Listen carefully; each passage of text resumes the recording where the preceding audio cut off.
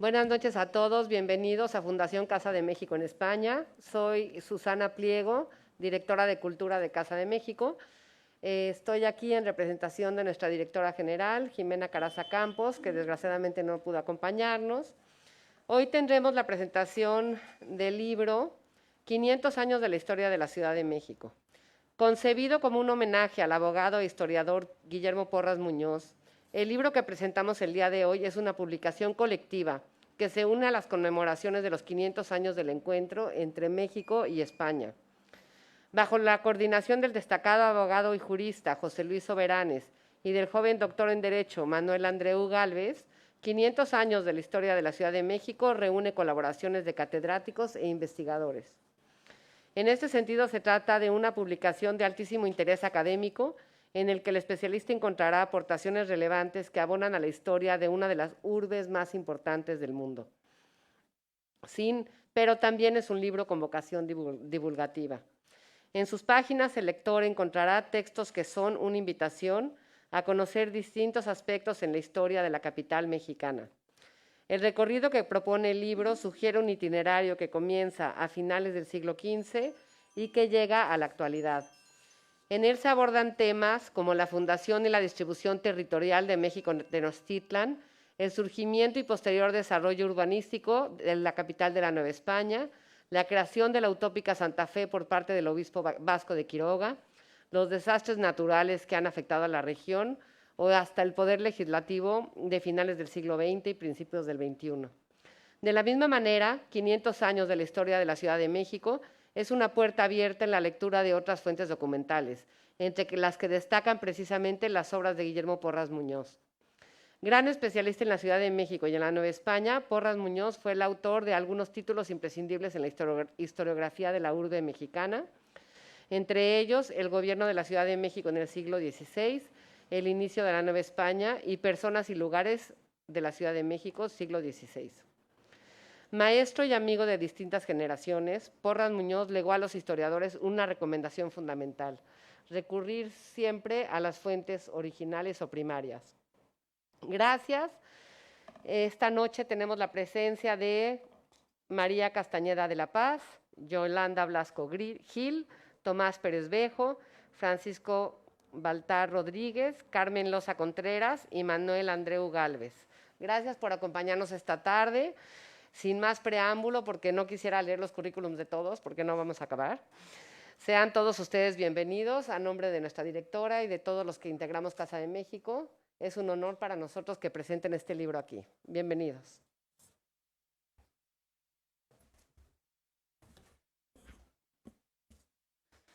Estimada doctora Susana Pliego Quijano, queridas autoridades, coautores, público.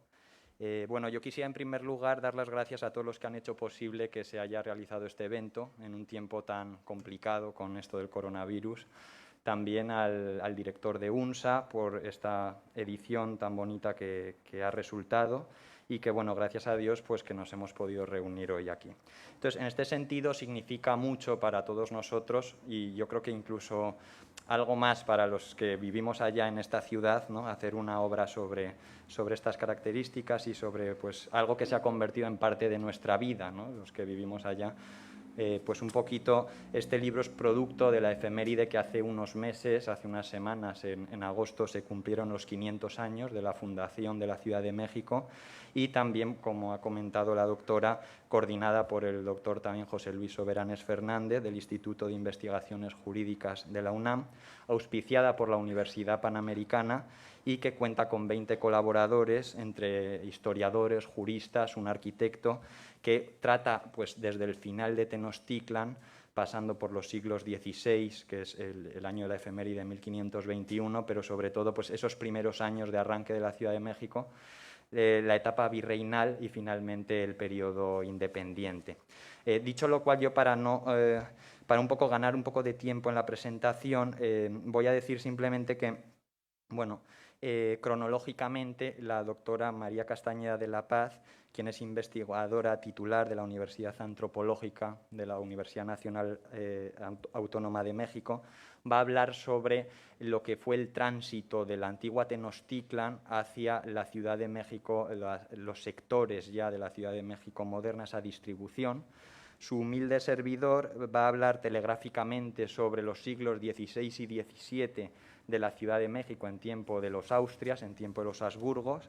Acto seguido, la profesora Yolanda Blasco Gil, de la Universidad de Valencia, va a comentar acerca de la institución de la Real y Pontificia Universidad de México Tenochtitlan. Luego, el doctor Tomás Pérez Bejo, del Instituto Nacional de Antropología e Historia de México, hablará sobre las vistas urbanas del siglo XVIII. Y luego los doctores Juan Francisco Baltar se imbuirá en un conocido virrey Juan de Acuña y Bejarano, capitán general en la Nueva España en el siglo XVIII, para que Carmen Losa cierre ya, la doctora Carmen Losa de la Universidad Complutense de Madrid, entre otros cargos como la secretaria del Anuario Historia del Derecho, pues cerrará esta historia de la ciudad con la educación, ¿no?, en estos tiempos, en el tiempo virreinal. Si se fijan, no contamos con colaboradores que traten la historia de la Ciudad de México contemporánea, porque pues, los grandes especialistas se encuentran allá, pero bueno, quizás pues, este sea un aliciente para que alguno de ustedes pues, lo lea, ¿no? Y también no me querría despedir sin nombrar a dos personas que han colaborado. Un joven profesor que nos acompaña, Guillermo Villa Trueba, que él es mexicano y nos acompaña hoy, y como decía la doctora, pues el ilustre don Guillermo Porras Muñoz, miembro de la Real Academia de la Historia, perdón, de la Academia Mexicana de la Historia, que fue además, bueno, sacerdote, ocupó la silla de Reyes Heroles, ¿no?, la famosa silla en la banca de la historia mexicana, y al que todos nosotros le dedicamos un sentido homenaje. Bueno, entonces, adelante, doctora María Castañeda. La doctora María me ha pedido la cortesía de 5 minutos, viene desde México, entonces yo creo que se la vamos a conceder. Muchas gracias.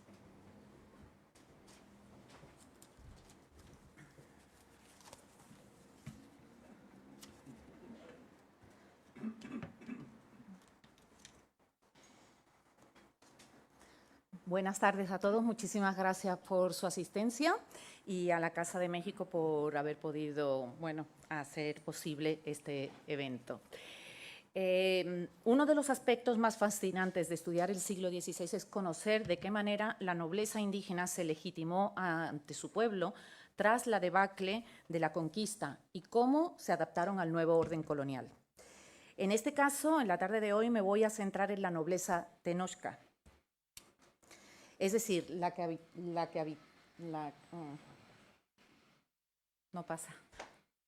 habitaba en Tenochtitlan. ¿Será que no está encendido? Sí. Bueno. ¿Abajo qué? Ah. Vale, perdón. No. Sí. Ahí. La que habitaba en Tenochtitlan, el núcleo primitivo de la actual Ciudad de México, asentada en las aguas del lago de Texcoco. Los tenochcas eran los renombrados aztecas, así llamados por ser originarios de Aztlán. Es la isla que vemos en la imagen, de la cual salen guiados por su dios Huitzilopochtli. Es el dios colibrí, que también vemos aquí en este círculo, está aquí dentro de su envoltorio, lo iban cargando los sacerdotes y lo reconocemos precisamente por ese largo pico, ¿no?, que indica que es un colibrí, que al final, en la historia, termina convertido en águila cuando se manifiesta sobre un nopal que crecía de una piedra con el fin de indicarle a su pueblo que se había encontrado el lugar donde ellos deberían de fundar, Tenochtitlan. Algunas versiones históricas señalan que esa piedra era el corazón, esa piedra que está ahí circulada, era el corazón de Copil, el corazón petrificado de Copil, el sobrino del dios Huitzilopochtli, que había sido sacrificado durante la peregrinación y su corazón arrojado en las aguas pantanosas del lago de Texcoco. Según esas fuentes, el dios fue el que mandó dividir la ciudad en 4 partes o parcialidades, cada una con su respectivo nombre, y un centro ceremonial en la parte central, donde se levantaría, o donde hoy está todavía, el templo mayor de Tenochtitlan, dedicado al dios Huitzilopochtli, pero también a Tlaloc, el dios de la lluvia. Y junto al recinto ceremonial estaba pues la residencia del estamento nobiliario, y cuando hablo del estamento nobiliario me refiero a los miembros del orden, de la parte política de la ciudad y del estamento sacerdotal. Bueno, esta disposición de la ciudad no cambió mucho con la llegada de los españoles. Hernán Cortés la respetó, y lo que Fray Pedro de Gante hizo fue fundar unas pequeñas iglesias en cada una de ellas, de tal manera que cada parcialidad quedó adscrita a un santo patrón: San Pablo, Santa María, San Sebastián y San Juan. Ahora bien, la decisión de Cortés de establecerse en el centro de la ciudad debió causar una gran conmoción entre la población, pues implicaba que la élite indígena allí ubicada y legitimada por el dios Huitzilopochtli estaba obligada a abandonar ese lugar desde que fue la propia deidad la que lo asigna. Las investigaciones que he hecho yo en torno al tema indican entonces que esta nobleza indígena se fue a la parcialidad de San Pablo Teopan, porque de allí eran originarios los primeros señores gobernantes en Tenochtitlan, después de la muerte de Cuauhtémoc. Cuauhtémoc es este líder político que encabeza de manera muy valiente la lucha contra la invasión española. Entonces, a partir de la muerte de Cuauhtémoc, que era miembro real de la Casa de Tenochtitlan, entran al cargo señores ilegítimos, a los que no les corresponde el cargo, entran por los desórdenes provocados precisamente por la conquista. Poco después de este abandono de la nobleza del centro ceremonial de Tenochtitlan, también se van los frailes, los franciscanos, porque ellos vieron que no tenía sentido quedarse ahí en ese centro donde solamente habitaban los españoles. Pero, a diferencia de la nobleza indígena, ellos se van a la parcialidad de San Juan Moyotla, por ser la que albergaba mayor número de población. Se dice que tenía más gente que las otras 3 parcialidades juntas, y eso también tenía que ver con las condiciones de habitabilidad de esta parte de la isla, bueno, de la que no tengo ahora tiempo para hablar. La cosa es que allí los franciscanos construyen la iglesia y el convento de San Francisco, que es el que tenemos en la imagen, todo este espacio. Ahí pongo la Casa de los Azulejos para quien haya estado en México, pues se pueda ubicar un poco, y donde Fray Pedro de Gante construye la Capilla de los Naturales a un costado, o la de San José, donde se enseñaba la doctrina cristiana, la gramática latina y los diferentes oficios, que los indígenas aprendieran los oficios españoles y perfeccionaran los que ya conocían. También en esa parcialidad está el Hospital de los Indios. Llegamos así a 1535, una fecha importante porque en ese año llega el virrey don Antonio de Mendoza, y es él quien promueve la restitución de los linajes legítimos en el poder. Y el elegido en 1538 va a ser don Diego de Alvarado Panitzin, es un nombre indígena. Panitzin es este señor que vemos ahí, que era sobrino de Moctezuma Xocoyotzin, casado además con su prima hermana, la hija de Moctezuma, doña Francisca. Bueno, el virrey es también quien dispone que los nobles gobernaran desde el cabildo, un sistema de gobierno traído de España. Por tanto, debió ser durante el gobierno de Panitzin, por lo que implica esa restitución de la nobleza en los puestos de poder, el que promueve moverse nuevamente a otra parte de la ciudad. Y los nobles, lo que vamos a ver es que si estaban en San Pablo Teopan, se van a ir a San Juan Moyotla. Y lo hace porque allí están instalados los franciscanos y el interés es mutuo. Los franciscanos son los encargados de que las reformas del virrey Mendoza se llevaran a cabo, y por lo tanto esa restitución de la nobleza y quienes iban a acceder a los cargos del cabildo. Sin embargo, en mis investigaciones me di cuenta que había otro motivo por el cual, en mi opinión, esa nobleza se va a ir a San Juan Moyotla, no solamente porque estaban allí los franciscanos que van a proteger, bueno, que ellos sean los que se queden en el gobierno y ya frenar a todos esos señores ilegítimos.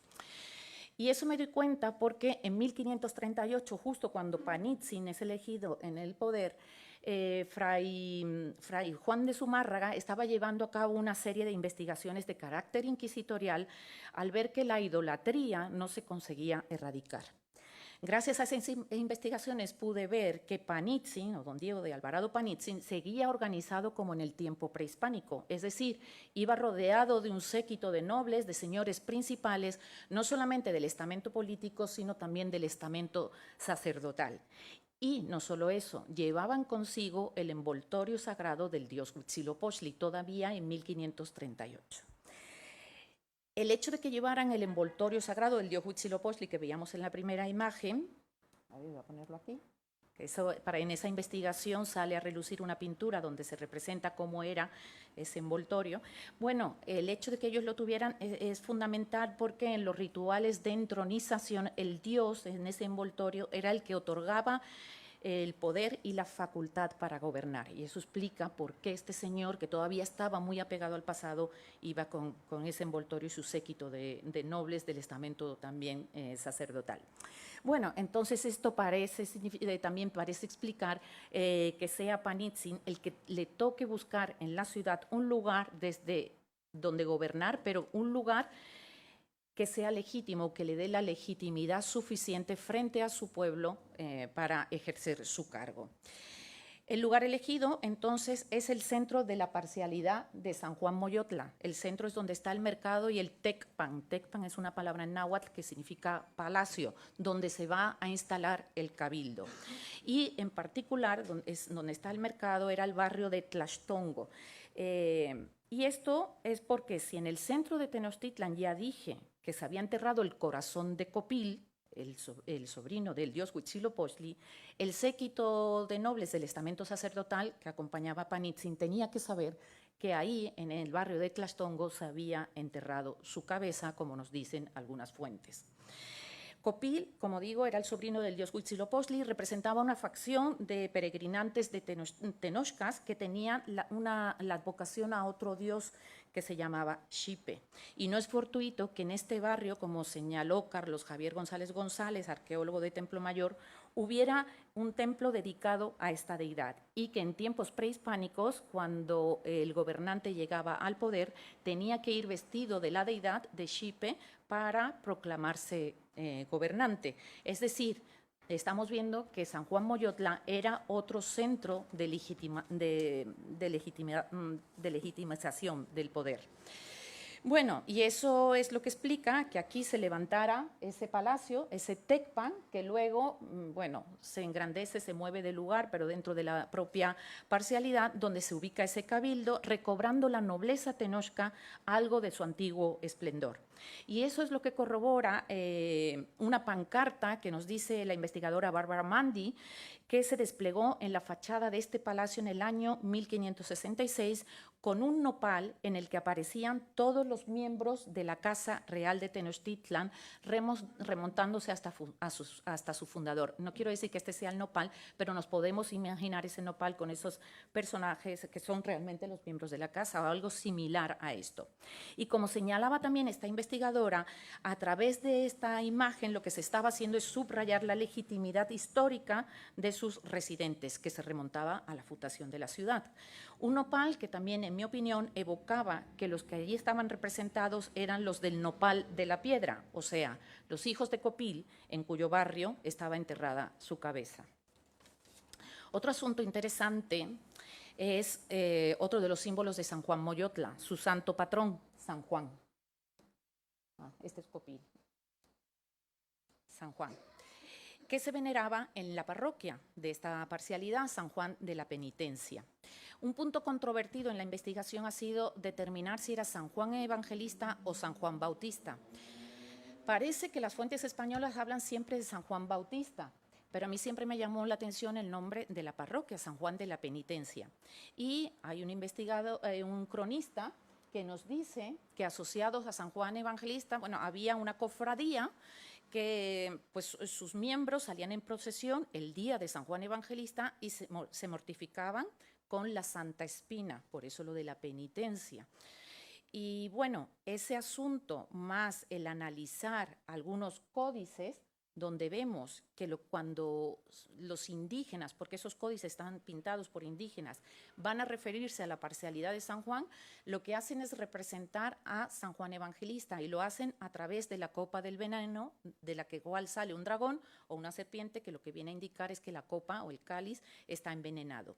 San Juan Evangelista se podía representar a través entonces de esa copa, pero también del águila o del libro del Evangelio. Parece que por obvias razones optaron por el cáliz con el dragón o la serpiente, pero bueno, lo digo porque el águila podía ser todavía muy provocativo representarla por su inevitable asociación con Huitzilopochtli, el dios águila, aunque es patente que el vínculo de esta ave, que es la que estamos viendo en la imagen, y la antigua deidad prehispánica seguía vigente, como permite inferir la pintura que se exhibió en la fiesta de San Francisco el 4 de octubre de 1593. Con esta voy a terminar.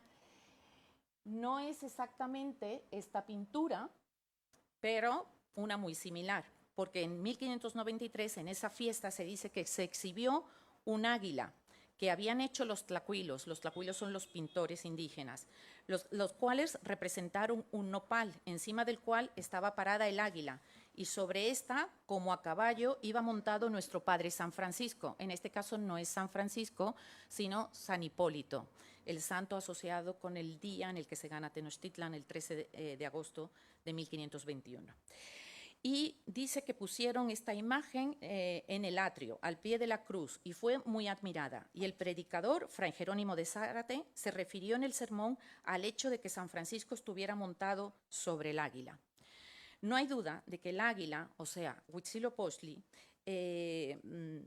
parece aquí exaltar, al estar el santo sobre ella, parece que lo que se está exaltando es el triunfo de la nueva fe sobre la antigua.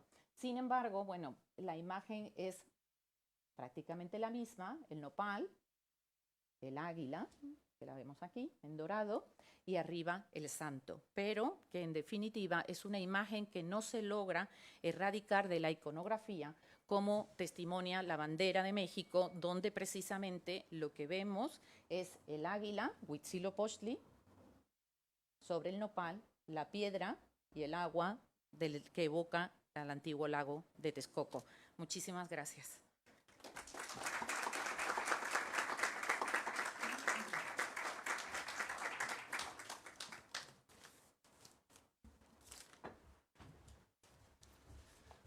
Muchas gracias, doctora María Castañeda.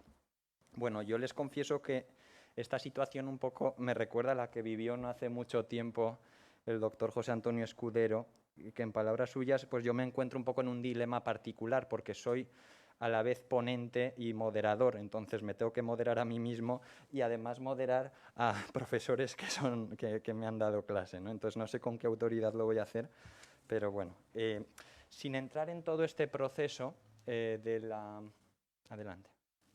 Bien. Sin entrar en todo el proceso de trasplante institucional de la península en el Nuevo Mundo, en todo lo que han sido las instituciones, que pues ahí se puede ver una imagen de lo que eran las huestes, esos ejércitos privados que un poquito nos recuerdan a ese periodo final en la recuperación de los territorios en la península ibérica en el siglo XV, las propias capitulaciones, esa cesión de tierras a cambio de la pacificación y la evangelización en el Nuevo Mundo, esa lógica foral de la Edad Media, la fundación por Cortés de Veracruz, que hace 2 años la acabamos de conmemorar y que pues obedece una lógica de los procuradores cuando se mandan a la corona, las propias cofradías gremiales, etcétera, etcétera, o sea, todas las jurisdicciones extraordinarias. En tiempos de la monarquía hispánica, en tiempos de la monarquía hispánica, la monarquía católica, como bien señala Tomás, la monarquía universal, monarquía polisinodial, monarquía compuesta, es decir, esta realidad tan alejada de lo que sería la nación actual, pues realmente se configura bajo un mundo urbano como era el antiguo régimen, a diferencia pues, de las particularidades de la nación, de la provincia y de otros fenómenos ya del mundo actual, ¿no? Entonces, esas repúblicas urbanas, repúblicas en el sentido de res pública, las repúblicas urbanas se expandieron por toda América, Más o menos los estudios, bueno, Borja Cardelús actualmente comenta que hay 360 ciudades que hasta 1630 se fundaron en el Nuevo Mundo. Y entonces, bajo esa configuración que comentaba la doctora María Castañeda de las repúblicas de indios con su cabildo, con la organización, y las repúblicas de españoles con el ayuntamiento, en el caso de la Ciudad de México, se sabe que la Ciudad de México no cuenta con una real cédula de erección. Esto el doctor Guillermo Porras Muñoz pues lo ha estudiado, y basándose un poco en las fuentes de Bernal Díaz del Castillo, a principios de 1521 se sabe que había en Texcoco 2 alcaldes. Según la cuarta carta de relación de 13 de agosto de 1521, dice que tras claudicar la ciudad se planificó el trazo en lo que denominaban entonces a cordel y regla, como hacían las ciudades, mientras le hacían pues una higienización, un trasplante del primer cabildo a Coyoacán. Un poco, estos son los primeros momentos de la institucionalización del ayuntamiento en Ciudad de México, en Coyoacán, que para el que lo conozca es una zona aledaña, hoy imbuida dentro de la ciudad y se la ha comido la ciudad, pero entonces pues era un pueblecito alejado, igual que Mixcoac, igual que todos los pueblecitos que hay hoy. Bueno, entonces, según también la séptima carta, según la relación de Domingo Chimalpaín, pues se lee como al terminar la conquista de México se estableció en Coyoacán, de donde data también una carta de 15 de mayo de 1522. Para 15 de octubre de 1524 ya las cartas que manda Cortés se sitúan en la gran ciudad de Temistitan, es decir, que para 1524 la ciudad ya está en el epicentro actual. En este sentido,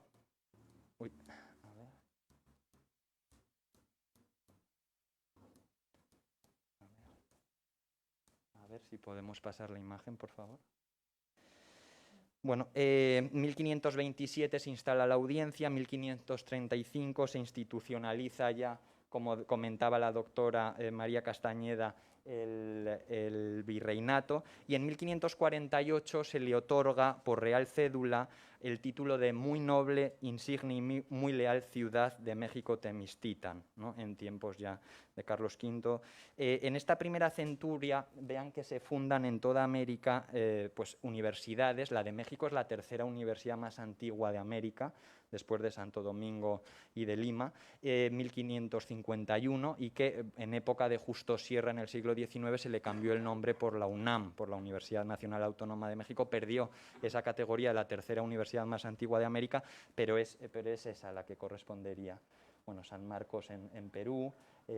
Hoy el edificio de la Inquisición, que luego fue Facultad de Medicina ya en el siglo XIX, que todos conocerán, o algunos de ustedes, en la famosa Plaza de Santo Domingo.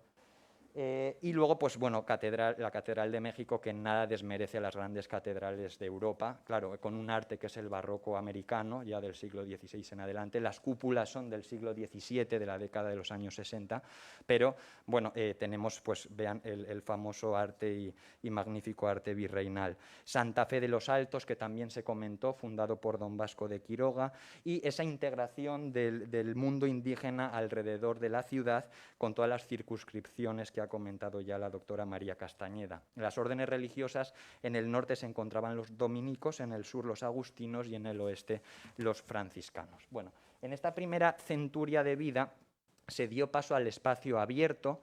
Los edificios religiosos prehispánicos, ya se reordenó el espacio con plazas abiertas. La ordenación solar de la ciudad en tiempos de los mexicas era este-oeste, porque seguía la ruta de la luz del sol, y ahora se traza de norte a sur. Bueno, portales, parcelas cuadradas rectangulares, etcétera, etcétera. A finales del siglo XVI ya hay multitud de iglesias, palacios, crece la ciudad en altura, y luego las manzanas cada vez se van haciendo más largas a poniente de norte-sur. La división de las actividades económicas, que también comentó la doctora, por ejemplo en Mixcoac, que es donde yo vivo, en el Altepetel antiguo no era la caza de patos, por lo que tengo entendido. Aquí hay grandes expertos en el tema, pero bueno, la pesca, la agricultura, todo esto pues estaba reservado también a una serie de los oficios dentro del mundo indígena. ¿Qué ocurrió? Que a finales del 16 los españoles o los europeos van penetrando en la parte de la ciudad indígena, los indígenas también en la ciudad española, porque se necesita gente pues, para la construcción, etcétera, etcétera, y entonces pues, ya se va creando se desencadena pues, una población flotante, ¿no? en la Ciudad de México. Producto de todo eso se desencadena lo que es se cierran las acequias, es decir, se acaba ya con todo lo que son las calles antiguas y se hacen calles anchas, edificios renacentistas, donde se suprimen las puertas, las antiguas murallas defensivas y ya se sustituye por piedra y ladrillo. María Soledad Cruz Rodríguez, basándose en Juan de Torquemada, en la monarquía indiana, pues comenta que las calles se guiaron por los caminos que salían a las poblaciones cercanas, por las acequias que todavía existían. En esta imagen, que es una imagen de José Ignacio Lanzagorta, ahí se puede apreciar, bueno, es una ampliación del famoso cuadro que tienen en la portada del libro de Trasmonte, pero se pueden apreciar las acequias que todavía existen en 1628, un año antes de la famosa inundación, y ahí pues para ese tiempo ya según de la Maza ya existen por ejemplo estos dos acueductos que están ahí representados, el de Santa Fe que tenía más de 1000 arcos y que llegaba hasta la Ciudad de México, y el de Belén que llegaba hasta Salto del Agua, actualmente Salto del Agua. Pero además, bueno, esta es uno de lo poco que ha quedado, ¿no?, de aquel magnífico acueducto que en el siglo XIX se destruyó. Y pues en esta imagen aquí pues las calzadas, Tepeyac, Tacuba, Iztapalapa, la universidad en el centro también, la Plaza Mayor, el Zócalo en Ciudad de México, el Volador, los centros de estudio, 5 parroquias indígenas, 6 hospitales, 13 conventos de religiosos y 13 de monjas, etcétera, etcétera. Bueno, voy a acabar ya. La situación a caballo y la sustitución de lo que fue el vehículo de ruedas, el caballo, por esa situación anfibia previa a la Ciudad de México, hizo ya que se empezara a empedrar la ciudad. Se cerraron los canales, hubo deforestación, el Albarradón famoso que aparece al norte. A ver, ha habido aquí un. A ver, aquí. Todo esto, el Albarradón del norte, es cuando se construye de San Lázaro, similar al de Nezahualcóyotl, por la zona de Huehuetoca, y pues a pesar de que disminuyó la población, pues Torres Puga comenta que esa economía esa apertura comercial hacia el norte, también el comercio con las Filipinas en el famoso Parián, luego también la orden jesuítica, la llegada a Ciudad de México y la creación del Santo Oficio le dieron un auge importante a la ciudad en este tiempo. Bueno, hubo muchas tensiones que se desencadenaron en el siglo XVII entre el cabildo y la corona, entre el virrey y el arzobispo, el motín de 1692, pero el hecho que para mí creo que es un cambio de paradigma en la ciudad es la gran inundación de 1629, donde casi durante 5 días llovió en Ciudad de México y pues fue un auténtico desastre climatológico. Incluso se planteó cambiar la ciudad de un sitio a otro, pero lo que se había invertido en la ciudad hizo que no se moviera de ese lugar, ¿no? A pesar de esa catástrofe, ya pasaríamos a la imagen de la ciudad un poco más moderna, donde el barroco americano ahora sí fue el patrón artístico ya a partir del siglo XVII, ¿no? hasta que volvió a cambiar en el siglo XVIII, pero ese patrón artístico, los barandales, los ventanales de hierro, los detalles artísticos, pues fueron un poco moldeando un aspecto pues fastuoso de la ciudad. Bueno, simplemente para hacer una conclusión final, lo que dice este autor de la Maza y la profesora González Gamio, que creo que resumen magistralmente el periodo, dicen que, salvo el trasfondo de Palacio Nacional, hoy no queda nada de la arquitectura civil del siglo XVII, pues toda la ciudad cambió en el siglo XVIII. El gran acueducto de Santa Fe fue destruido con saña en el XIX, tenía 1000 arcos, al igual que Chapultepec, que aún conservó una docena de arcos de recuerdo. Había más de 40 fuentes. Tras la gran inundación de 1629, el estilo barroco fue el reflejo de la mentalidad de aquel momento, rasgo que también se podría ver en la gastronomía. De entonces son los grandes platos mexicanos, la música compleja y gargoleada, la literatura de Sor Juana y Carlos de Sigüenza y Góngora. convirtiéndose la arquitectura en un reflejo de la mentalidad y los valores de la época. Muchas gracias.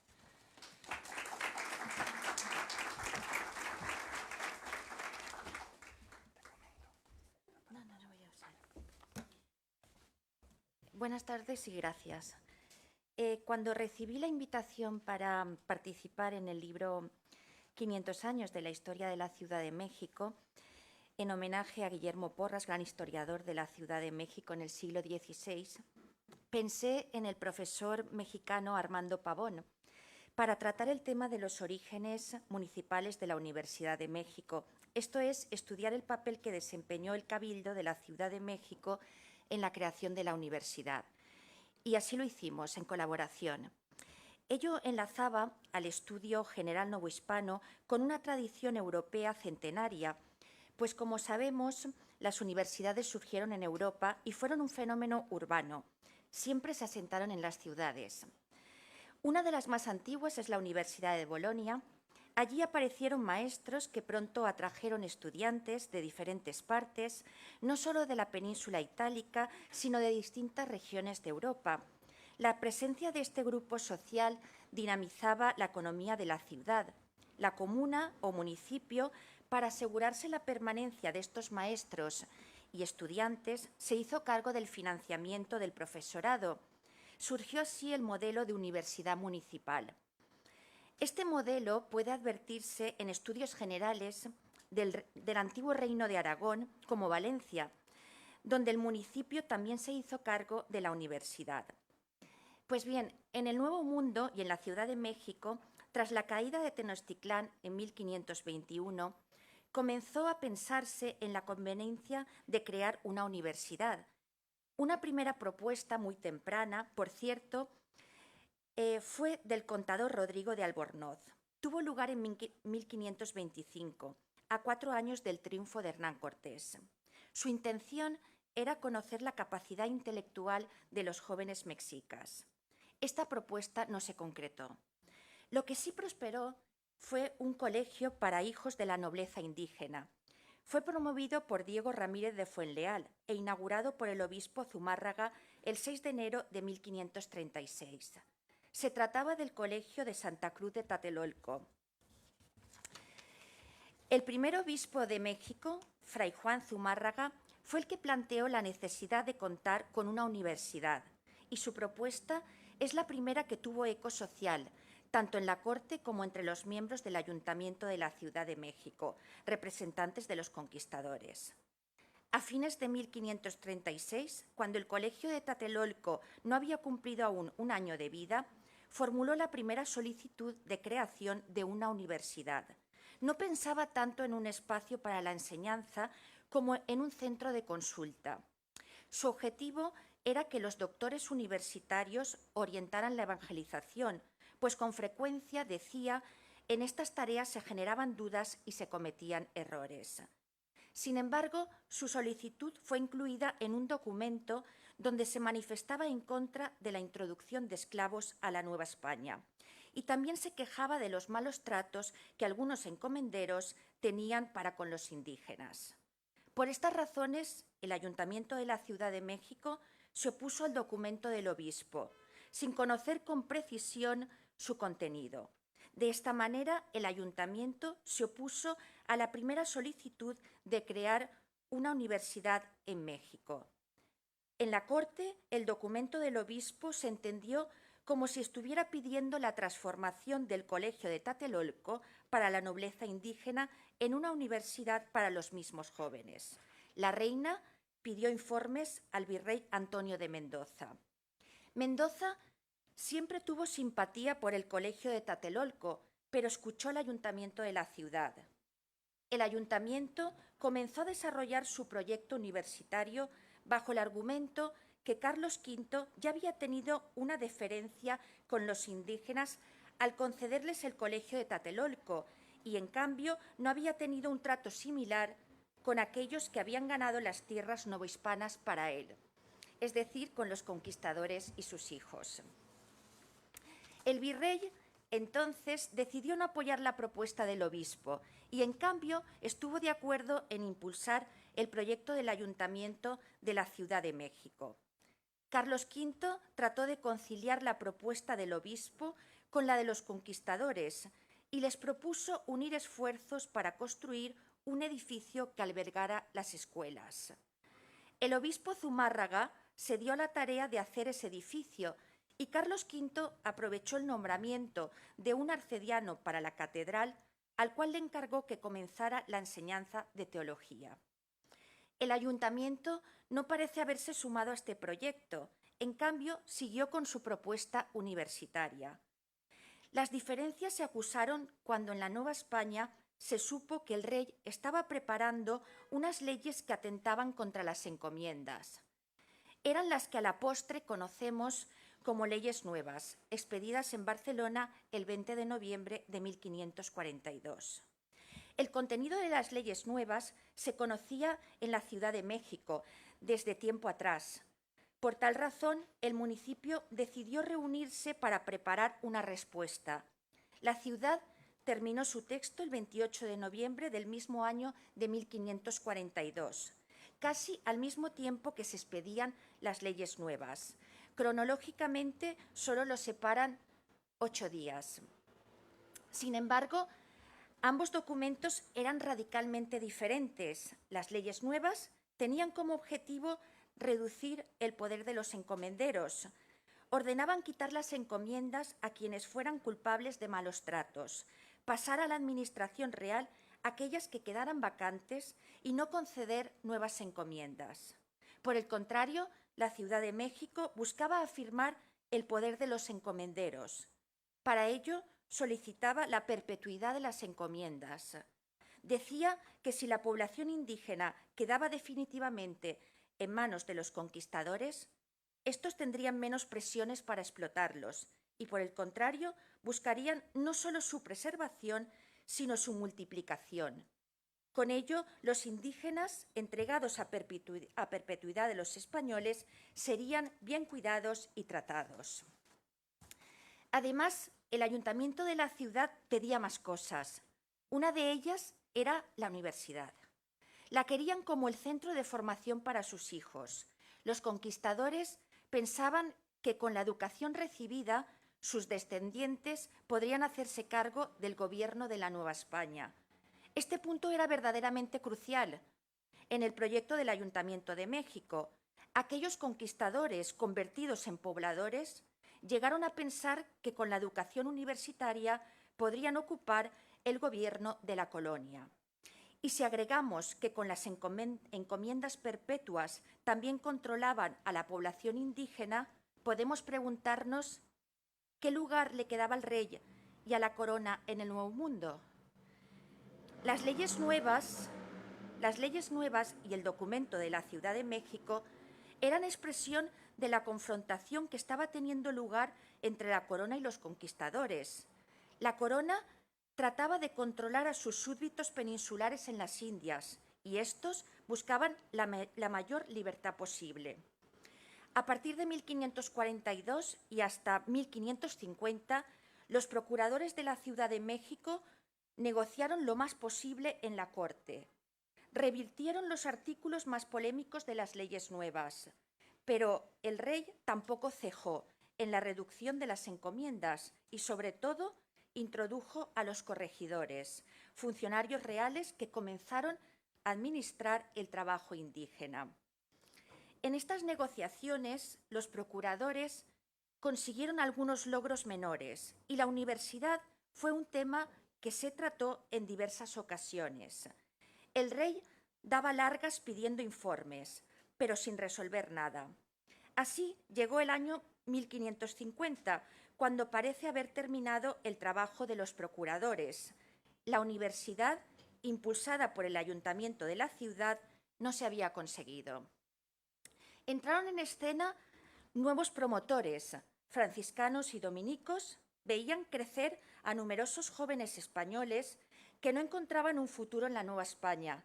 Proponían para ellos la creación de la universidad.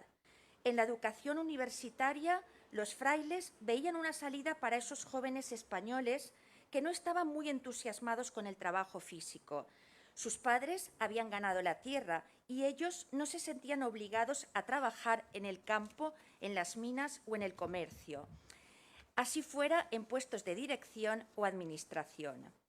Con la formación universitaria podrían encontrar trabajos de escritorio en la administración civil o eclesiástica.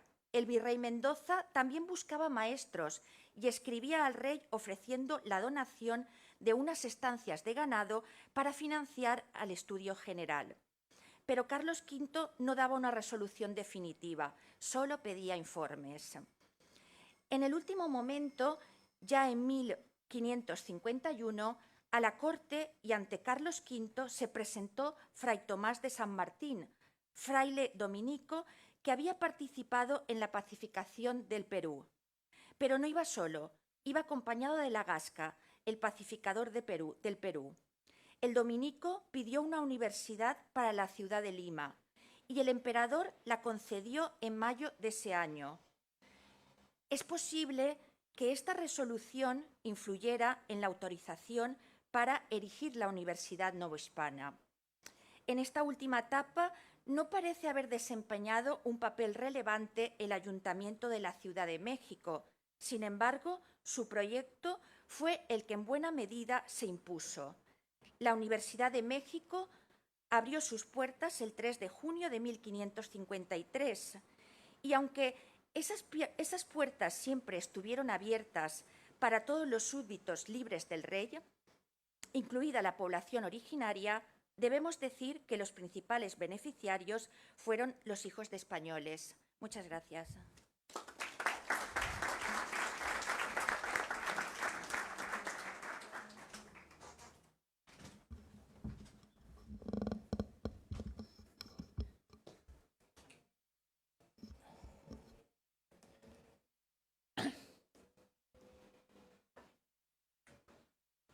¿Me pones las imágenes, por favor?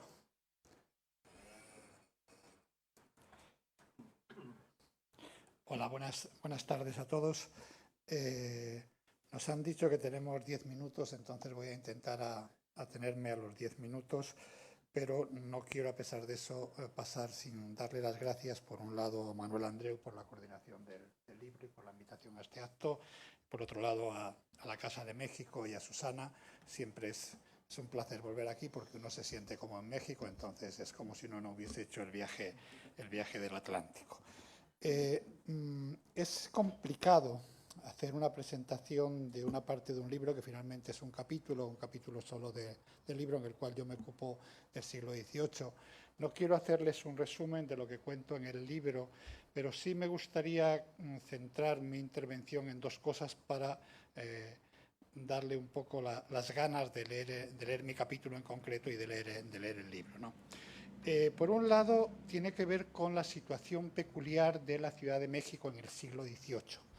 La Ciudad de México en el siglo XVIII, en eso que decía Manuel al principio, que yo he insistido mucho, no sé si equivocadamente, creo que no, de que una buena forma de entender la monarquía católica es entenderla como una confederación de repúblicas urbanas, de repúblicas que además buscan afirmar su lugar en el orden político de la monarquía, y que en el siglo XVIII ese orden político sufrió una profunda metamorfosis que en el caso de la Ciudad de México consistió en lo siguiente. La monarquía inicia el siglo XVIII con la pérdida de la práctica totalidad de sus reinos europeos, todos, salvo los de la península ibérica y Baleares, lo cual significa como primera consecuencia que la monarquía se convierte en mucho más americana de lo que antes había sido. Es decir, mucho más americana de lo que antes había sido, fundamentalmente porque obtiene la mayor parte de sus recursos de los reinos americanos. En el último cuarto del siglo XVIII, que además es un siglo de un cierto renacimiento de la monarquía, la corona obtiene aproximadamente en torno al 75% de sus recursos financieros de los reinos americanos. Se convierten mucho más americanos y posiblemente, aunque eso no viene mucho aquí al caso, pero yo creo que es importante, también en mucho más española de lo que había sido hasta ese momento con respecto a la situación anterior.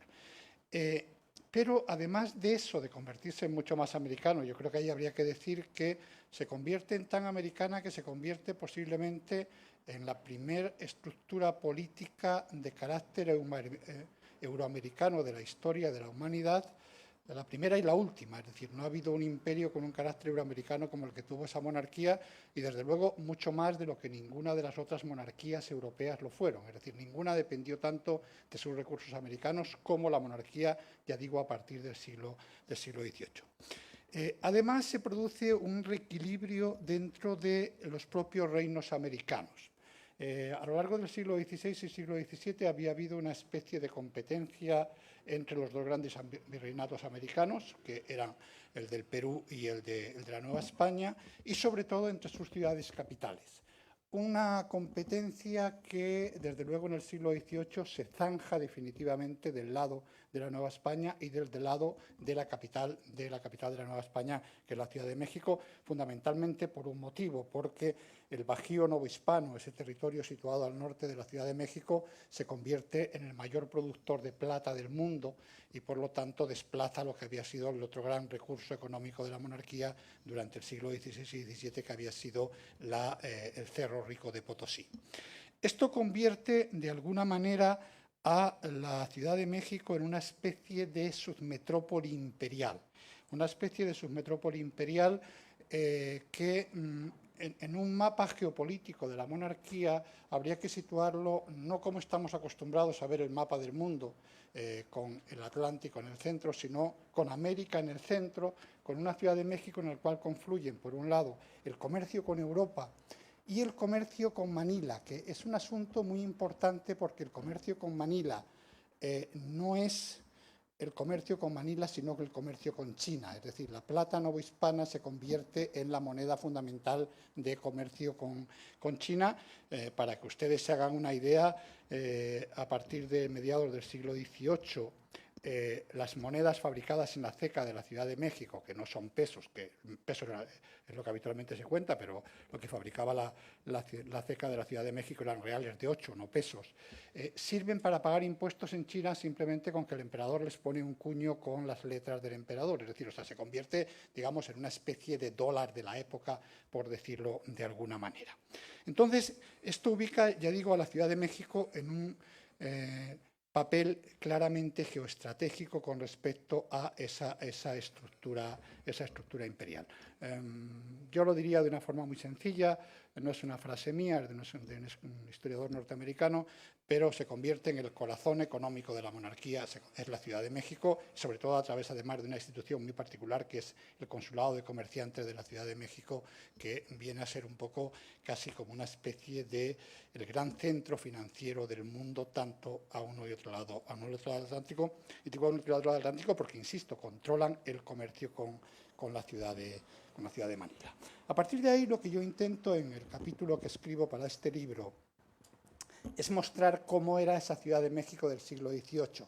Resulta difícil mostrar cómo era esa Ciudad de México en el siglo XVIII porque el centro histórico de la Ciudad de México, que es uno de los centros históricos, yo creo que más impresionantes de toda América Latina y, desde luego, uno de los más impresionantes de todo el mundo, está absolutamente degradado y transformado. No se olviden que pasó de ser la cabeza del reino de la Nueva España a ser la capital de un nuevo Estado-nación que intenta reordenarla en función de unos nuevos intereses geopolíticos. Quizás el ejemplo más espectacular sea la Plaza de Armas, el actual Zócalo de la Ciudad de México, Plaza de la Constitución, que, claro, cada vez que llega un turista dice, bueno, esto era la ciudad del siglo XVIII. No, eso no era la ciudad del siglo XVIII. No era la ciudad del siglo XVIII, entre otras cosas, porque el Palacio Nacional, el antiguo Palacio Real de la Ciudad de México, se le añade un piso más, lo cual cambia completamente la perspectiva de la plaza, porque todos los demás edificios que rodean la plaza, salvo la catedral, son tirados para ser reconstruidos en estilo neocolonial, lo cual no deja de ser un fenómeno interesante. Es decir, se destruyen los edificios coloniales para construir edificios neocoloniales, y porque aproximadamente un cuarto de esa plaza estaba ocupado por el gran mercado del Parián, que es uno de los elementos distintivos de esa Ciudad de México. Parián, ya ha hecho referencia a ello Manuel hace un momento, es una palabra de origen tagalo que significa simplemente mercado de chinos. El Parián fue construido por el gremio de comerciantes de Manila como uno de los grandes centros económicos de la Ciudad de México. Entonces, no nos sirve, digo, el resto de lo que queda de la Ciudad de México para imaginarnos esa ciudad, porque la ciudad actualmente es otra. Las calles han roto muchos de las antiguas estructuras de los grandes conventos de la ciudad, han abierto calles donde antes había huertas de conventos, capillas, etcétera. El caso del Gran Convento de San Francisco es uno de los casos más espectaculares, no queda ninguna de las capillas que constituían el lugar, con lo cual es un sitio muy destruido. Y entonces lo que hago en mi artículo es intentar utilizar las vistas urbanas de la Ciudad de México, de la cual tienen ahí un ejemplo, y bueno, después les pondré otras cuantas, no las voy a comentar en detalle, porque esas vistas tienen, primero son muy representativas porque muestran el grado de desarrollo económico del virreinato de la Nueva España. Una de las peculiaridades del virreinato de la Nueva España es el desarrollo a finales del siglo XVIII de lo que podemos llamar géneros burgueses, es decir, el retrato, las vistas urbanas y la pintura de costumbres. En el caso de la pintura de costumbres, todos ustedes supongo que alguna vez han visto ese género, que es un género exclusivamente novohispano, que es el de la pintura de castas. Y la pintura de castas es simplemente una pintura de costumbres.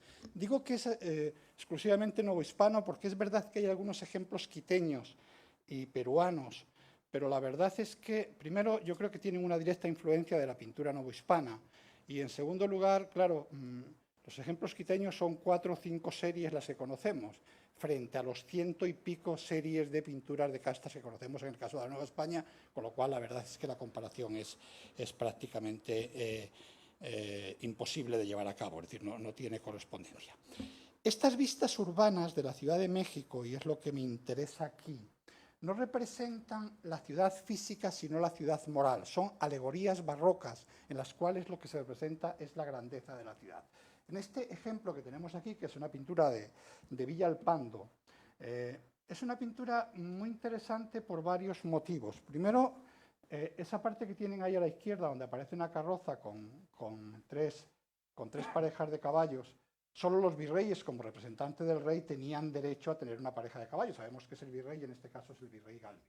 El virrey Galve, que además aparece representado en primer lugar el edificio del Parián, ese edificio del cual les hablaba hace un momento, un edificio del Parián que además es probable que en el momento en que se pintó la pintura no estuviese concluido, es decir, es un edificio que no estuviese concluido, pero tiene una finalidad claramente propagandística. Galve fue un virrey muy protestado y además con resultados relativamente catastróficos. Si se fijan al fondo, toda la parte derecha, el ala derecha de lo que es el Palacio Real, está destruido, había sido destruido en los levantamientos en 1692, un levantamiento que además había afectado a todo el resto de la monarquía.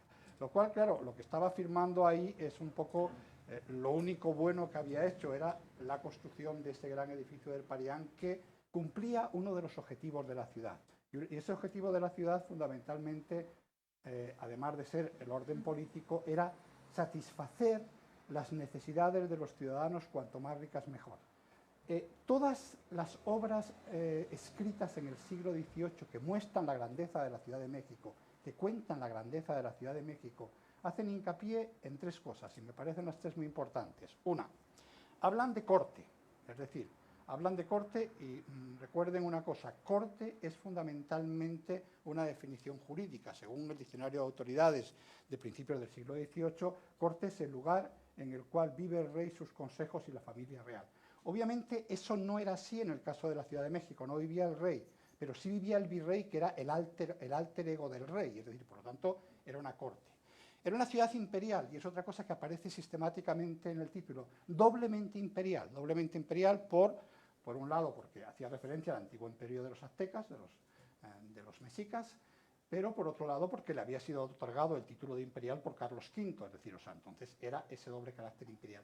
Y el tercer aspecto era la riqueza de su comercio. Es decir, si uno lee a Balbuena, a Vieira, a cualquiera de estos que escribieron loas a la ciudad, lo que dicen que en la Ciudad de México se puede comprar de todo. Se puede comprar perlas de Oriente, oro de Chile, tejidos de Flandes, pinturas de Italia, etcétera, etcétera. Es decir, ese gran imperio comercial que tenemos ahí. Ese esquema que les acabo de contar aquí le podemos ver en Pero ¿dónde está esto? Ahí. Podemos ver en todas esta serie de pinturas, les he puesto alguna de estas. Esta es una procesión de la Virgen de Loreto, en el cual lo que tenemos es representado el orden político de la ciudad. Es decir, tenemos por un lado, van delante todas las órdenes de la ciudad, de acuerdo con la antigüedad que fueron establecidas, salvo los jesuitas, que como eran los dueños de la Virgen de Loreto, aparecen al lado de la izquierda, no se les ve bien, recibiendo a los demás. Detrás aparece el cabildo eclesiástico, los representantes de la universidad, el cabildo civil, la audiencia, etcétera, etcétera. Es decir, lo que está representando es por qué es una ciudad importante en función de todas las instituciones que están establecidas en ella. Bueno, esto sigo sin saber cómo funciona. Ahí, a la derecha.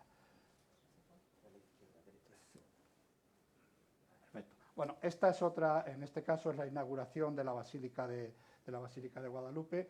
A finales del siglo XVIII marca el momento en que la Virgen de Guadalupe desplaza a las otras vírgenes como centro del culto de la Nueva España.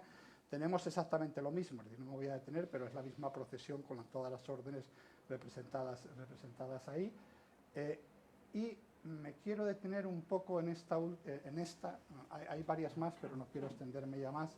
Está atribuida a Juan Antonio del Prado, ya de avanzado el siglo XVIII, la segunda mitad del siglo XVIII. Es muy interesante por varios motivos. Primero, porque aparece representado desde el punto de vista simbólico el centro de los distintos elementos que configuran el poder de la ciudad. Por un lado, la catedral, que tenemos a la derecha.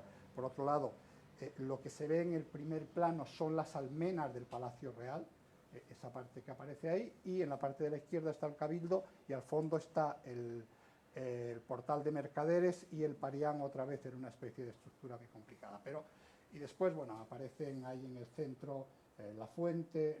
Recuerden que los cabildos, una de las obligaciones que tenían era prestar agua, que los habitantes de la ciudad tuviesen agua abundante, como dicen habitualmente las ordenanzas, y de buena calidad. Aparece el lugar de las ejecuciones a la izquierda, como símbolo de que era una ciudad en la cual se aplicaba la justicia, etcétera, etcétera. Pero lo que me interesa sobre todo es esa especie de procesión que sale del Palacio Real y llega hasta la puerta de la catedral.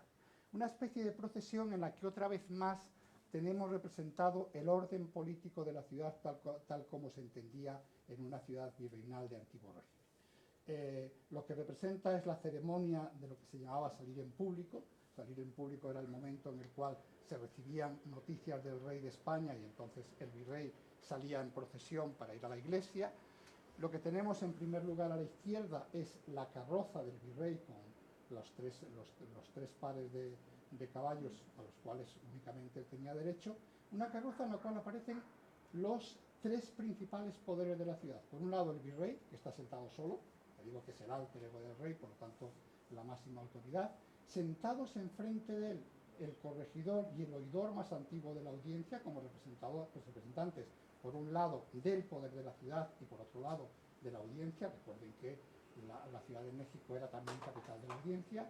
Y después, siguiendo en procesión, todas las demás instituciones políticas que tenían asiento en la ciudad, desde el Tribunal de la Minería hasta los demás miembros de la audiencia, regidores, etcétera, etcétera. Es decir, la exposición del poder político de la ciudad.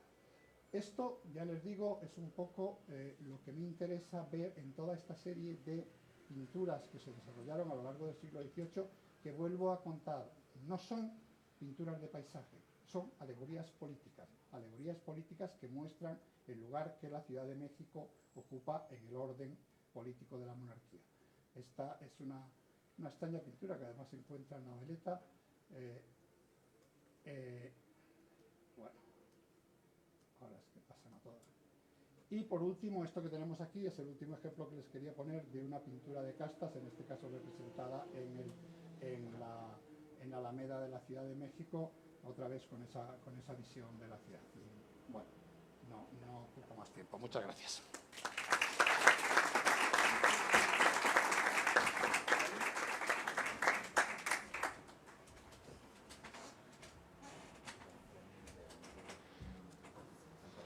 Buenas tardes. Yo también me voy a atener a estos 10 minutos para mi intervención y también, en primer lugar, voy a dedicar un poco de tiempo a agradecer, ¿no?, a José Luis Soberanes Fernández y a Manuel Andreu, aquí presente, la iniciativa de coordinar estas publicaciones y, en concreto, este libro sobre los 500 años de México y haber contado conmigo. Yo no soy un especialista en la historia de México como las personas que me han precedido, que colaboran en este libro, pero tengo el mérito, creo que es esto, de haber sido profesor en la Universidad de Zaragoza, en la Facultad de Derecho de Manuel Andreu, y de haber también tutelado un poco su carrera académica en España y en México, que tantos éxitos nos está dando. Y bueno, cuando él me planteó la posibilidad de colaborar en este libro, yo lo hice partiendo de unas pautas, ¿no?, de mis trabajos de investigación, lo que vengo trabajando, que es la historia de las instituciones en Aragón, en la Facultad de Derecho de Zaragoza, teniendo en cuenta también que eres un homenaje a un historiador del derecho, Guillermo Porras Muñoz, en sus primeros trabajos de investigación sobre las fuentes mexicanas, y, como digo, ponerlo en relación con la historia de la Nueva España. Y es cuando caí en la cuenta de este personaje sobre el que he trabajado y que versa mi colaboración en este libro, que es Juan de Acuña y Bejarano, el primer marqués de Casafuerte. Digo que esto, como esos juegos de niños, ¿no?, en los que te van situando un punto, que vas trazando una línea y que conforma luego una figura, he tratado de unir en mi trabajo pues, la figura de Juan de Acuña, marqués de Casafuerte, como capitán general de Aragón, como virrey y capitán general en la Nueva España entre 1722 y 1734, y además corresponder al trabajo que realizó el doctor Porras Muñoz, en concreto, pues, una de sus primeras ediciones de fuentes, el informe del teniente coronel Pedro de Rivera en su inspección de las provincias del norte, del actual sur de Estados Unidos y del norte del actual México. Esta figura, Juan de Acuña y Bejarano, pues quizás sea desconocida, pero para el gran público, pero creo que en la historia de México y también en la historia de Aragón, aunque su gobierno en Aragón fue corto, supone una gran aportación y una figura clave en muchos aspectos. Podríamos citar la configuración urbanística de la Ciudad de México. Es el promotor, pues, de algunas de las grandes obras, ¿no?, de la Casa de la Moneda, la Casa de la Aduana, la reforma de la Alameda, que ha aparecido también en las pinturas, en las imágenes que nos acaban de exponer. Promotor también, pues, de las ferias y mercados, ¿no?, en Veracruz, o también la búsqueda de un puerto más al norte, San Blas, ¿no?, para el comercio con el Oriente. Y también, como he dicho, promotor de la inspección de la expansión, o el intento de controlar la expansión anglosajona en el norte, y también el control de las naciones indígenas, de las naciones indias, comanches y apaches en el norte, a través de los presidios, o el control militar de la expansión inglesa en Belice, en el sur. Pero sobre todo, si tuviera que poner una imagen, no sabía muy cuál era el contexto en el que estaba, si no hubiese traído alguna imagen, alguna presentación. Ustedes han visto en esa representación, en esas imágenes del ceremonial, ¿no?, de la corte virreinal, cómo aparecía en el siglo XVI, pues aparecía Mendoza, el virrey Mendoza, como un noble, ¿no?, pues vestido de traje negro o con golilla, o aparecen los oidores de la audiencia. El regente o los oidores aparecen también como letrados y juristas vestidos negro y con la golilla. En el caso, si tuviese que plantear la imagen, o la principal imagen que nos ha quedado, ¿no?, los retratos que nos han quedado de Juan de Acuña y Bejarano, es la figura de un militar, de un capitán general, vestido con la casaca roja o con la casaca azul, con el bastón de mando, con las figuras de un capitán general de los reales ejércitos o del ejército del rey. Y es aquí donde quiero introducir, pues, esta idea que otros historiadores del derecho, pues, más avezados que yo, han ya establecido, ¿no?, esculpido como idea, para referirse al siglo XVIII y la administración territorial, tanto en España como en México, esta idea de la militarización de la administración, de la utilización por parte de Felipe V y de los Borbones durante el siglo XVIII de personajes que vienen del ámbito de la milicia y que, llegado a un determinado momento, cuando alcanzan grados o empleos de generalato, se convierten en mariscales de campo, brigadieres, tenientes generales, capitanes generales, son utilizados para el gobierno político, militar de los territorios. Y esto, como digo, en España y en América. Y es aquí donde esta figura, Juan de Acuña y Bejarano, primer marqués de Casafuerte, entre paréntesis, el marquesado de Casafuerte, pues tiene una cierta presencialidad o un cierto interés ahora, porque el título lo ostenta la 12ª marquesa de Casafuerte, que es Cayetana Álvarez de Toledo. El marquesado de Casafuerte es un título de mérito, es decir, es el premio a la fidelidad a los servicios prestados por un militar que nació en el Perú, que es un criollo, que nace en 1658, hijo de un gobernador de Huancavelica, de un gobernador de origen castellano, por la familia Acuña y por la familia Bejarano.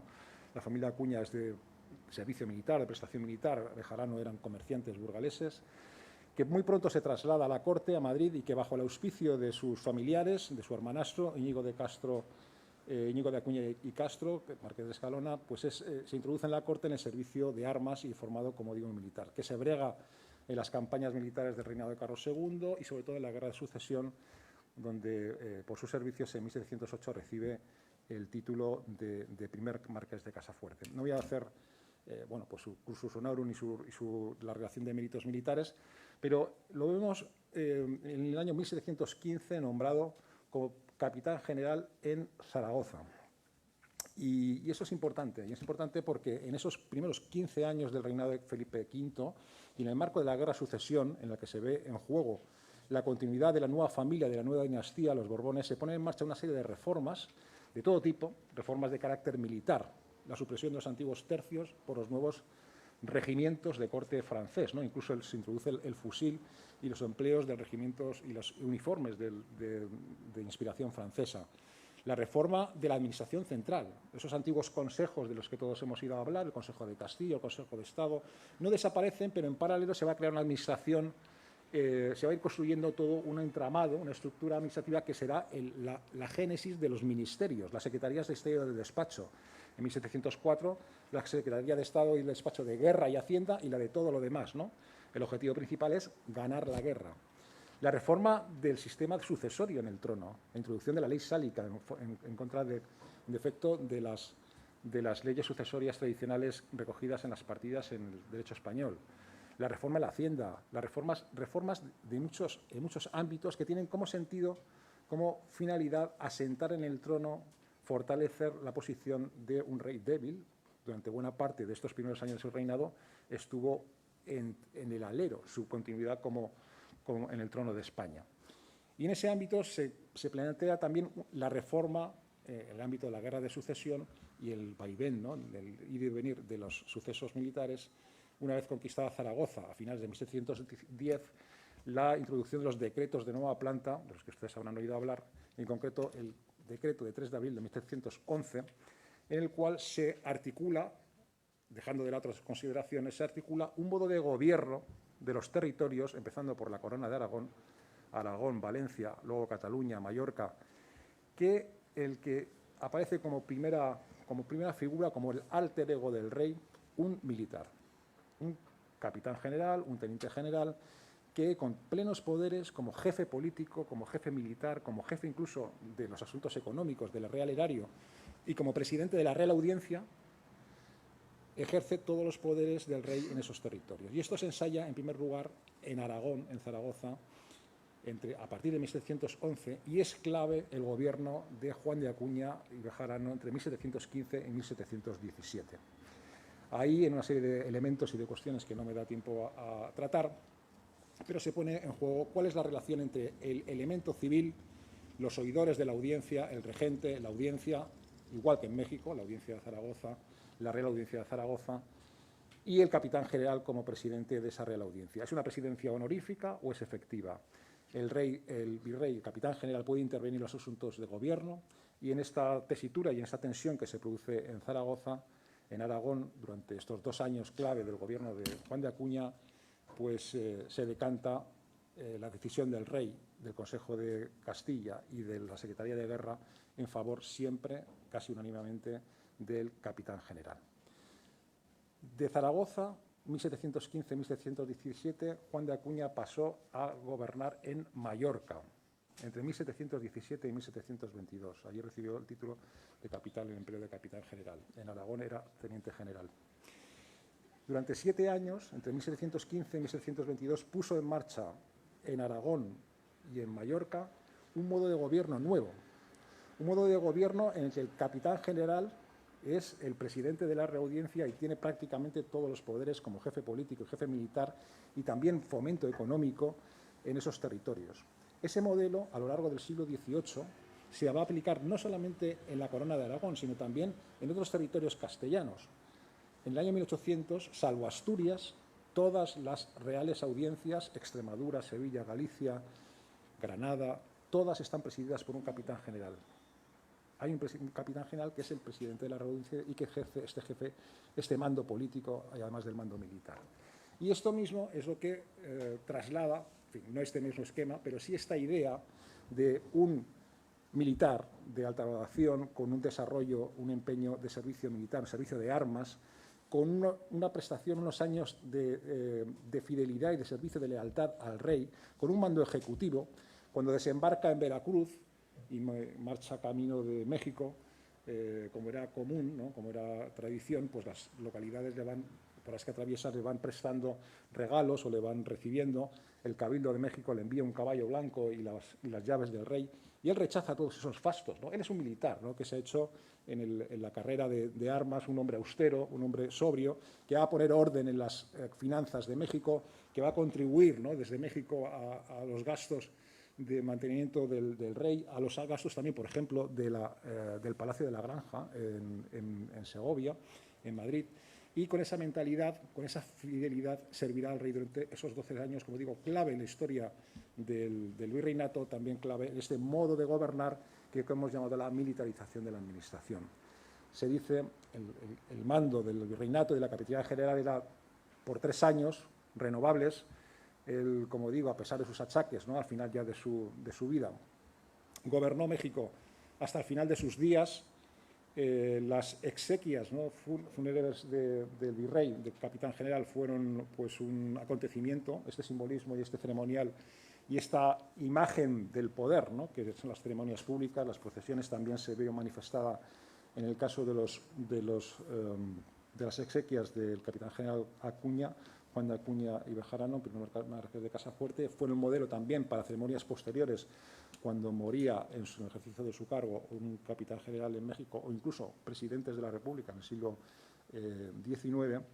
Y, como digo, gozó siempre de la fidelidad a pesar de las inquinas, de las denuncias, de los intentos de socavar su autoridad por parte de elementos civiles u otros elementos en la Ciudad de México. Siempre contó con la confianza del rey, hasta tal punto que Felipe V decía: vive Casafuerte, entonces el gobierno de México está tranquilo.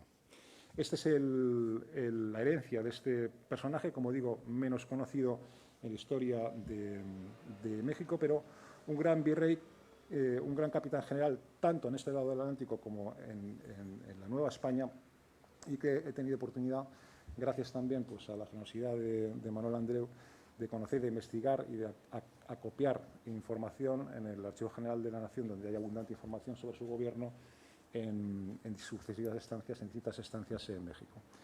El trabajo, pues como digo, también hace referencia al personaje, hace referencia sobre todo también al empeño, ¿no?, del capitán general por asegurar el control, el gobierno efectivo de los territorios del norte, lo que luego sería la comendancia de las provincias internas, los territorios del norte del virreinato, con la aportación y con los trabajos del teniente coronel Pedro de Rivera, y que serían una guía para trabajos posteriores, ¿no?, pues de Marqués de Rubí o trabajos posteriores que se harían ya en el reinado de Carlos III. Esta ha sido mi modesta aportación y bueno, les doy las gracias por su atención. Gracias.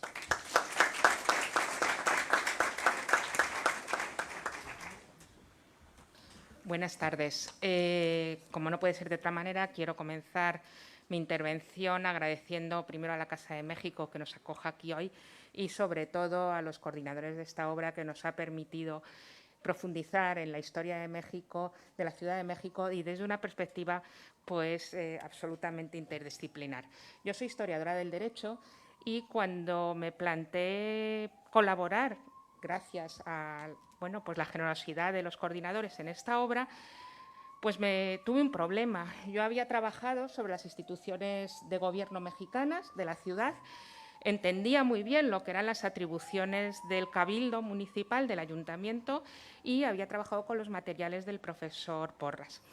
¿Qué me ocurría? Me parecía interesante abordar el poder del cabildo mexicano, del cabildo civil mexicano, pero abordarlo desde otro punto de vista. Es decir, no el control directo, no la atribución directa, no el gobierno directo, sino la influencia en una actividad que se podía entender en ese momento como privada. Estoy refiriéndome a la instrucción de primeras letras. La profesora Blasco ya les ha hablado cómo el mismo cabildo va a influir en la creación de la universidad. Pero es mucho más interesante ver cómo el cabildo entiende como una actividad mercantil, como es la instrucción primaria, que podríamos llamar hoy, tiene que estar ahormada en unas normas y en unas condiciones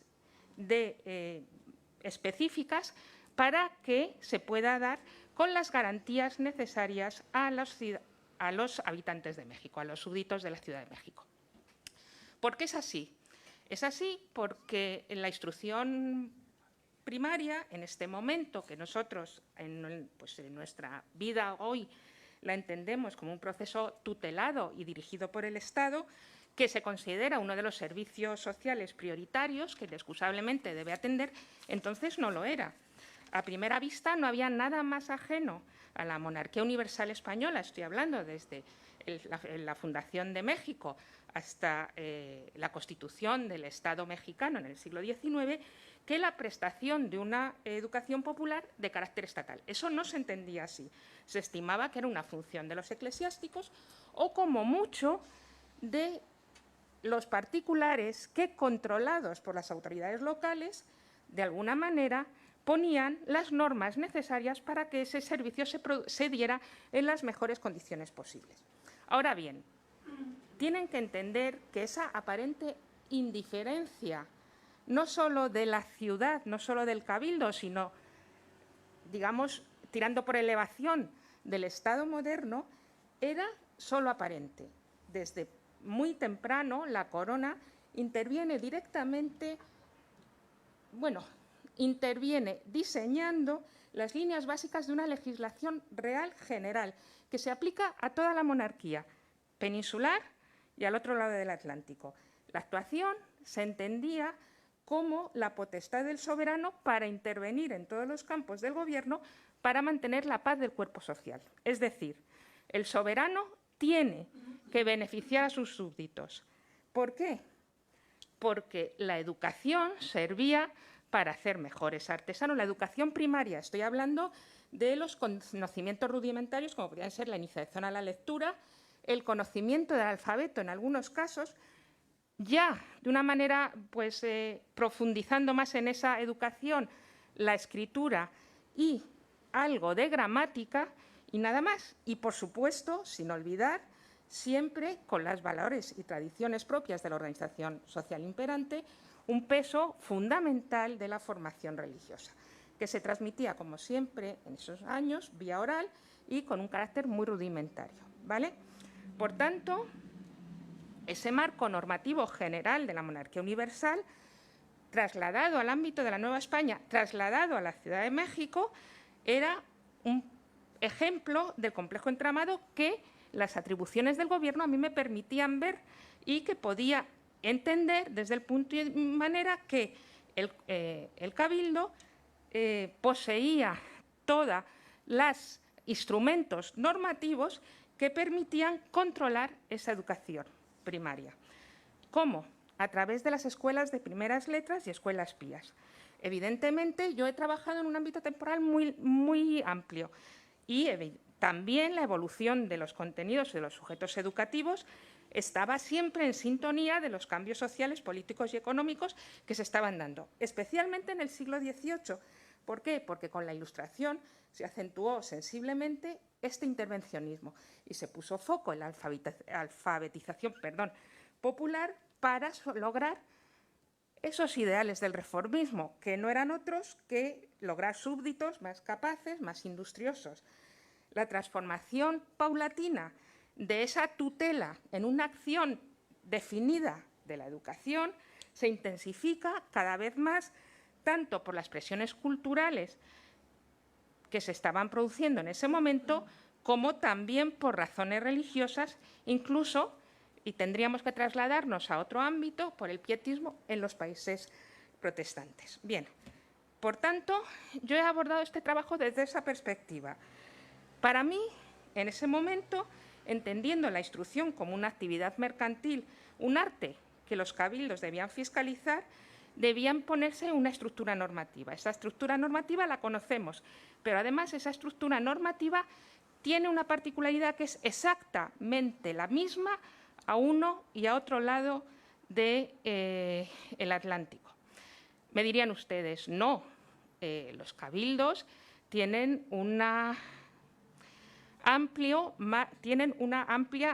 iba a decir potestad, un amplio margen de la potestad de ordenanza, un amplio margen para regular determinadas cuestiones que les atañen. Esto es así, pero aunque la educación no era uno de los fines del Estado, sí que es verdad que como era un medio clarísimo que se identificaba como la posibilidad de mantener el control social de las ciudades, y hemos visto esas imágenes maravillosas de lo que era la representación social de la ciudad, esa educación permitía esas cuestiones. Por tanto, ¿con qué se contaba? Se defendía así la necesidad de formar artesanos, comerciantes, en las habilidades básicas para desempeñar sus tareas. Los niveles educativos, como se ha dicho aquí también, se tenían unos límites muy difusos. No se podía acudir a un sistema totalmente diseñado y cerrado, pero sí se iban estableciendo esos estudios conforme se requerían, conforme se requería la necesidad social o las inquietudes sociales. Y sobre todo, con la necesidad, como también se ha puesto de relieve aquí, de prestigiar y formar a las élites gobernantes. Este trabajo pues, se ha dirigido a analizar esas cuestiones que yo les he comentado. Sí que es verdad que ahora no les voy a aburrir porque ya ha sido una sesión muy larga y no quiero pues pasarme de tiempo, no les voy a aburrir explicándoles exactamente algo que es muy jurídico y en lo que yo he, digamos, profundizado en el trabajo, que es la licencia administrativa, es decir, cómo el concejo, como el Cabildo, en el caso de México, daba una serie de licencias, de permisos, con una serie de condiciones que debían cumplir aquellas personas que instruyeran a los infantes y que esas licencias estaban absolutamente sujetas al control del Cabildo. Sí que es verdad también que cuando se habla de estas cuestiones se introduce un tema muy polémico y es la posibilidad o la intención de identificar a esos maestros de primeras letras como un gremio tradicional. Y no es así, no es así exactamente. Sí que es verdad que había cofradías de maestros que permitían, pues una labor asistencial a los más desfavorecidos de estos maestros. También es verdad que los maestros internamente tenían unas redes sociales de control que, de alguna manera, aquellos que gozaban del favor de las autoridades locales y virreinales, pues estaban en posición de preeminencia frente a sus compañeros. Pero eso no quiere decir que se organizaran como a los antiguos gremios medievales. Vuelvo a decir que no puedo profundizar en más cuestiones, pero sí terminar con algo que me parece importante. Parece que la escuela solo es pública y tiene función social a partir del Estado liberal. Yo creo que no es así. Clarísimamente, la escuela tenía una función social. Cierto es que la sociedad no era la sociedad liberal, no es la sociedad del siglo XIX. Era una sociedad en la que lo que se había de preservar era el orden establecido y las necesidades de que ese orden pues, conllevaban. Y, por supuesto, el reconocimiento de las diferencias estamentales, corporativas que existían en ese momento. Sí que es verdad también que a finales del siglo XVIII cada vez hay un interés mayor por la instrucción y un interés mayor por digamos, preservar a aquellos jóvenes ociosos de las malas influencias que se pudieran dar en la vida de una gran urbe como era México. Entonces aparecen las escuelas pías y aparecen ya las escuelas gratuitas en todo el ámbito de la Ciudad de México. Ese es el germen de lo que ya se hubiera desarrollado, quizá si la aplicación de la Constitución de 1812 hubiera sido una realidad en la Nueva España, pero que tendremos que esperar no solo a la emancipación en 1821, sino unos años más tarde a que se concrete ese nuevo Estado mexicano para que la instrucción pública, y ya no hablo de educación de primeras letras, sino de la instrucción pública, alcance carta de naturaleza. Muchas gracias por su atención.